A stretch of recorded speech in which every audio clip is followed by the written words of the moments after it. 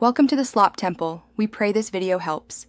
You start with the essentials, the game installed and a test account you control.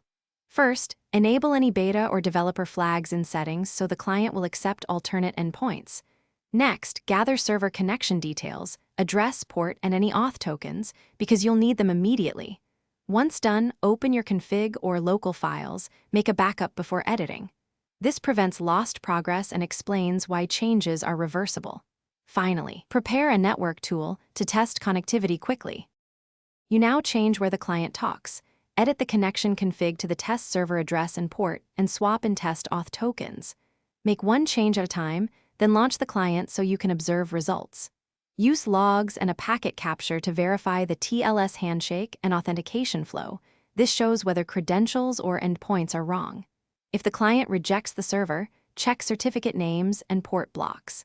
Keep your backup to restore production quickly. You finish by exercising core flows on the test server.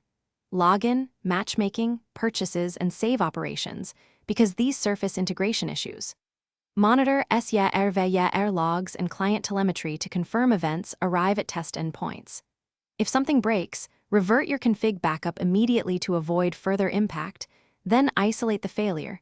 Certificate mismatch, expired token, or firewall blocking the port are common causes. One key troubleshooting tip: recreate the failing action while capturing logs. That trace usually reveals the exact mismatch to fix. Thanks for watching. Consider subscribing if we helped you.